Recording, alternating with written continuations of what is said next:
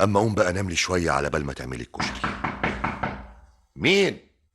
أنا مخلوف. مخلوف؟ طب خش انت جوه يا صديقه لما اشوف عاوز ايه.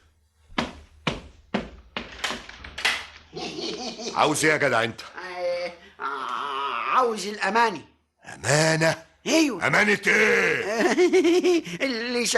اللي شايلها امي مع صديقي. صديقه مين؟ ايوه صديقه مين؟ انت ما تعرفش؟ ايه؟ صديقه بنت خالتي. وهي فين صديقه دي؟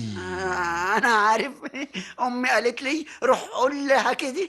اسمع، ايوه انا سامع. انت تروح تقول لامك ايوه اروح لامي. مفيش حاجه اسمها صديقه هنا، فاهم؟ طبعا فاهم. هو في حد اسمه صديقي؟ واوعى اشوف خلقتك هنا تاني. لا فاهم؟ لا خلاص، اذا جيت لك حاجه يبقى فاهم. ايوه فاهم. فاهم ايه؟ فاهم.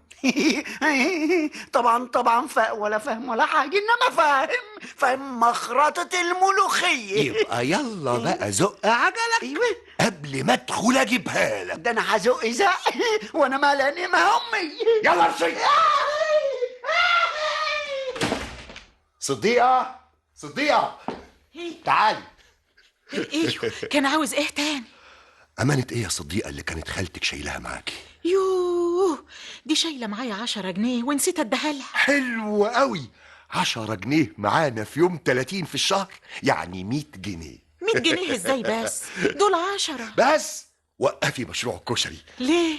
احنا هنطبخ بيهم يا صديقة. لكن دول امانه يا سي صادق. يا ستي عارف انهم امانة.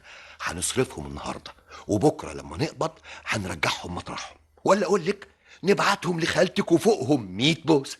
اللي تشوفه يا سي صادق. حضرة العمدة، حضرة العمدة، حضرة العمدة. فين حضرة العمدة يا شيخ الغفر؟ عاوزه ليه يا عوضين؟ عاوزه بس. يعني ايه عاوزه بس؟ هي فوضى؟ هو موجود ولا مش موجود؟ هو موجود ومش موجود. معناها ايه الكلام ده؟ هو دلوقتي بيستريح ومنبه عليا ما حدش يقابله بتاتا. بس انا لازم اقابله لان فيه جناية حصلت وانا جاي ابلغه. والجناية دي هنا في بلدنا؟ ايوه هنا في البلد. وازاي احنا ما نعلمش بيها؟ مين اللي بيزعق بالشكل الاجرامي دي؟ انا يا حضرة العمدة. هو دوار العمده ملوش احترام يا عوضين؟ المسألة يا حضرة العمدة ان فيه جناية حصلت ولازم تاخد علم بيه. جنايه ايه يا عوضين؟ اخت زينب جت